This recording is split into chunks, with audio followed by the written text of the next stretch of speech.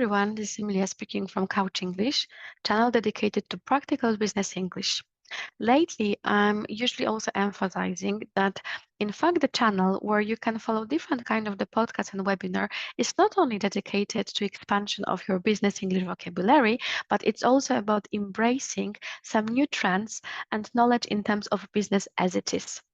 And therefore, for today, I decided to select the topic of digital dexterity because I have that kind of maybe even embedded but deep conviction that if it is about that particular competence, it is extremely important from the point of view of the business environment, but also if we think about our daily routine and daily practice.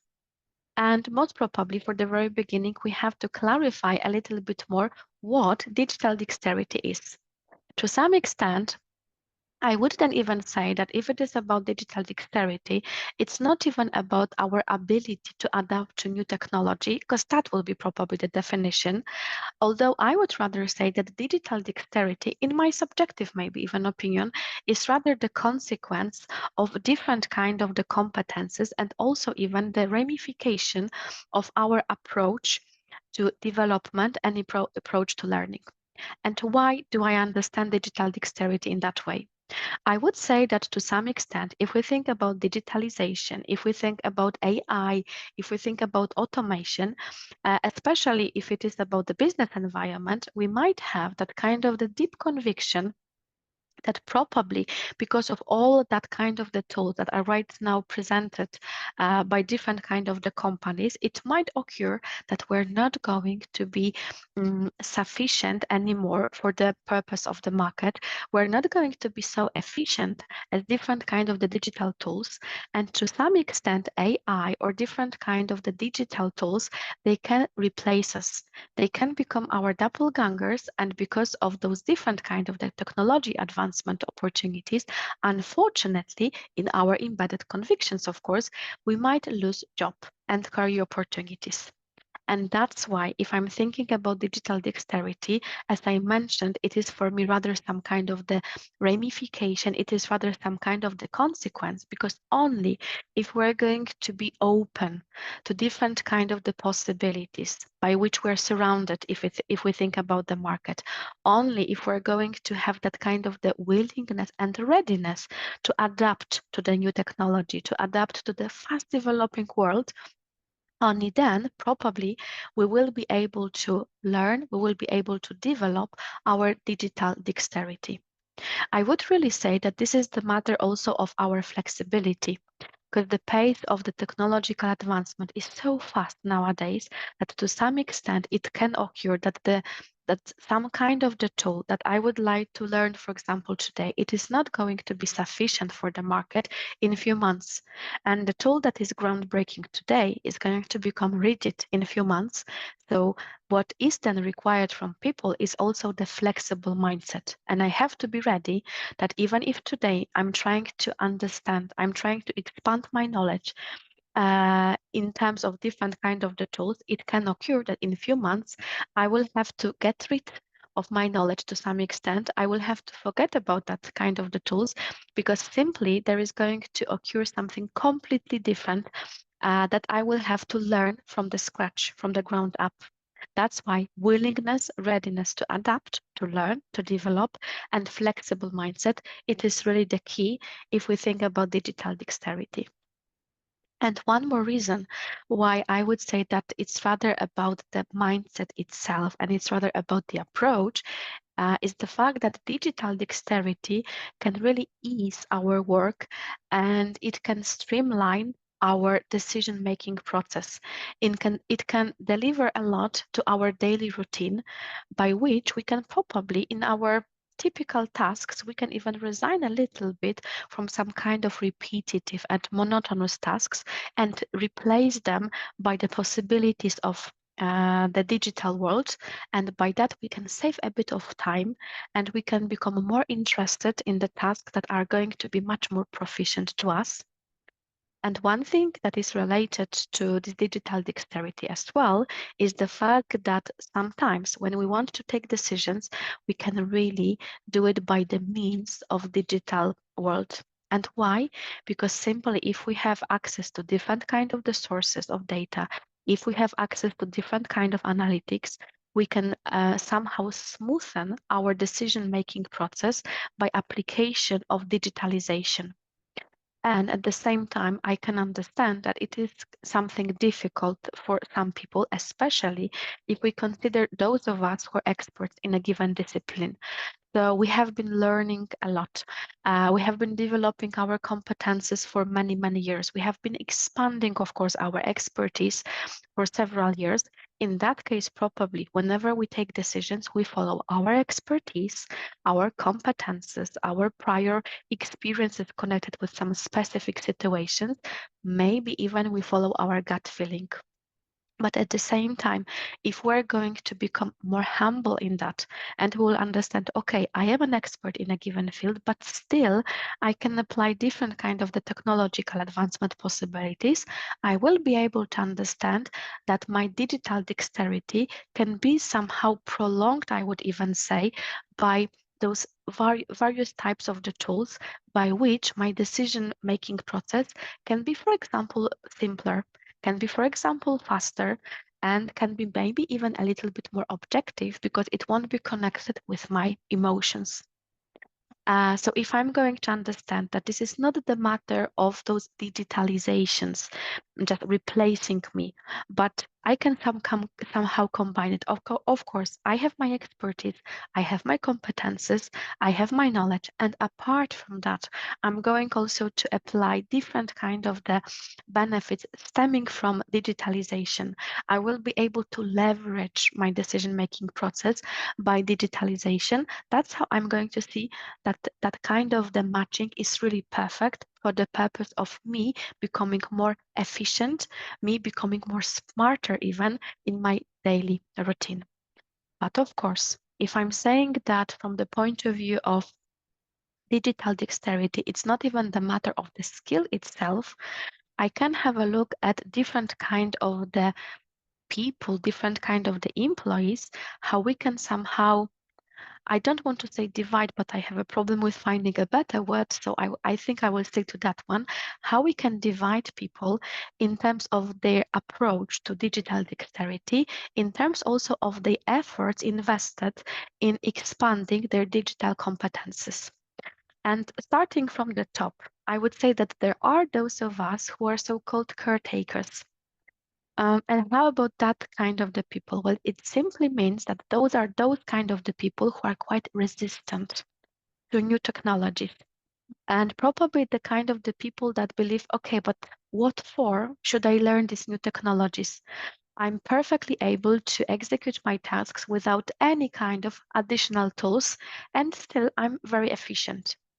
To some extent, it's also connected with our approach to change.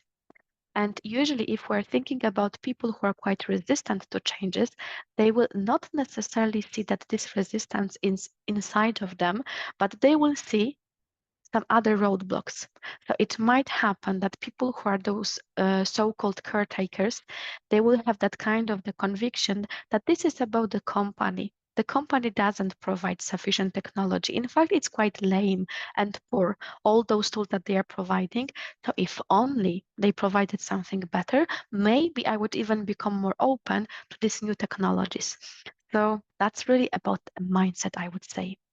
It's also about engineers, not even necessarily understood as a profession, but people who are somehow having the alignment with different kind of the digital decisions in the company. Usually that's about the people who have been working there for a while in the company. So they were always involved in introducing different kind of the tools, different kind of the systems, different kind of the processes, and they have been having that kind of the knowledge how to introduce, how to implement different kind of the solutions, which also means that they are probably quite satisfied with their work, and they follow, of course, that daily routine connected with digitalization.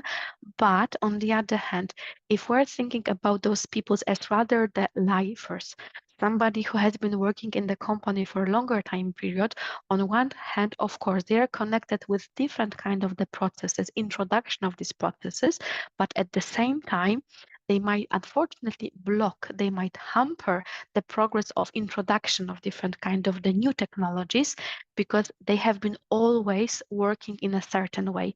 So on one hand, they are like fundamentals for the company, but on the other hand, the fact that they are so robust in the organization can block them from being open to something completely new and thinking out of the box. And that's when so-called mavericks are coming, because those are usually the people who are coming from the market, who are quite young. But of course, this young is like a generalization because I don't want to say that only young people, they're expert in new technologies. Of course, that's not true.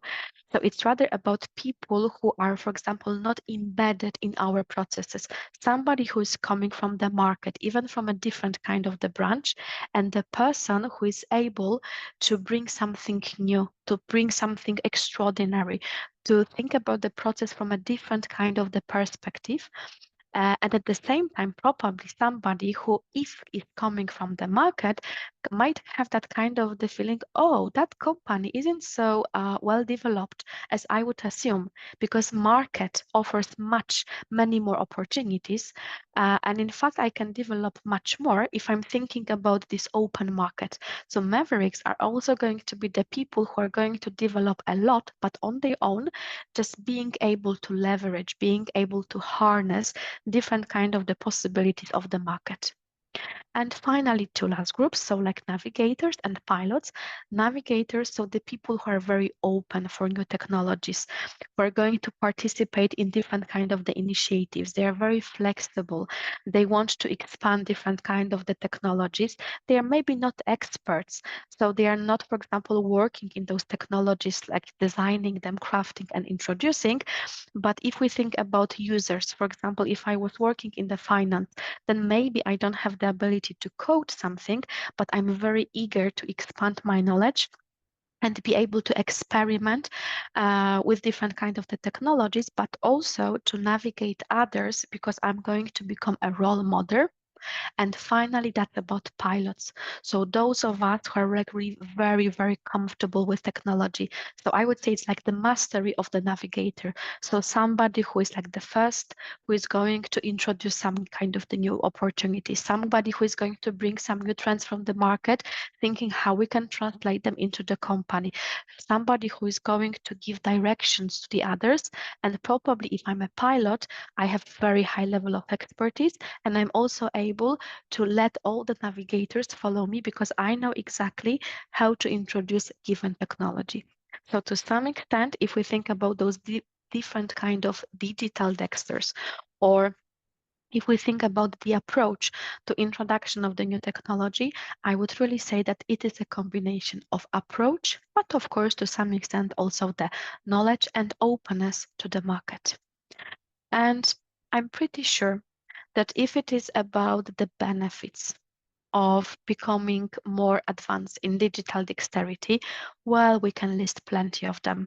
Because this is the matter of being more productive, of being able to select in what kind of the tasks I am already becoming a master, in what kind of the tasks it would be pretty beneficial if I was to introduce some kind of improvement, some kind of the enhancements. But it is also the fact that if it is about digital dexterity, we need to see it from the point of view of combination, our professional life, but also our private life. And I think that if it is about the argument, or if it is about the conclusion that I would draw from today's webinar, I would really concentrate especially on that second part. Because if it is about business, it's unquestionable. Well, we have to become digital dexters.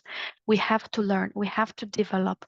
Because on the other hand, if we're not going to introduce some kind of specific tools right now, we can simply just disappear from the market. That's one thing.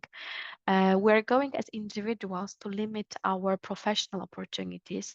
We're going to hamper even, I would say, our career paths.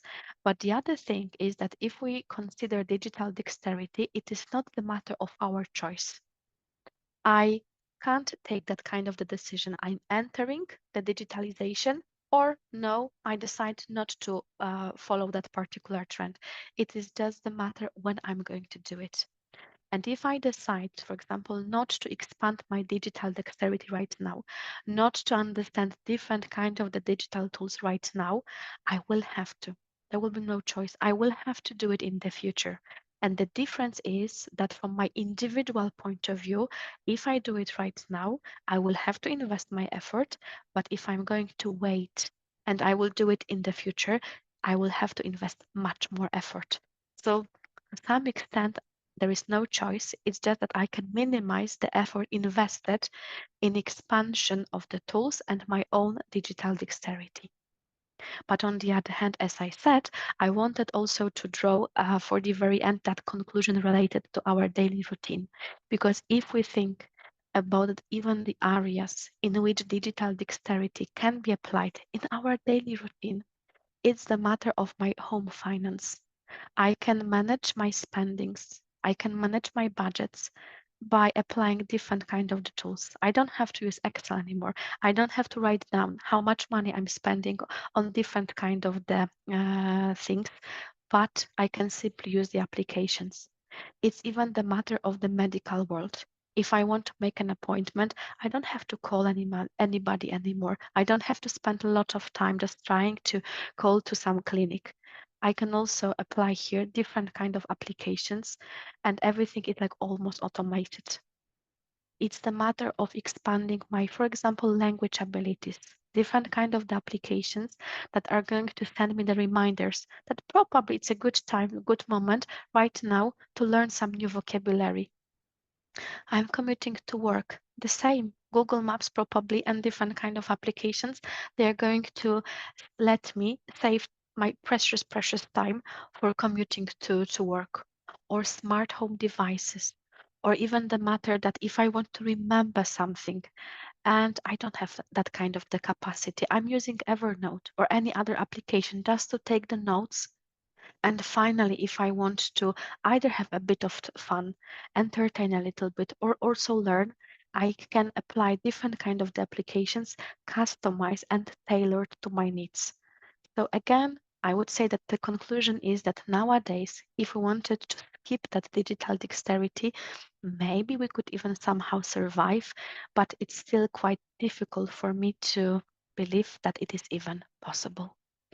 And I believe that that would be everything from my side if it is about digital dexterity. But of course, if you liked the idea, please follow us. And I would like to invite you to be present during our next webinars or podcast. Thank you very much.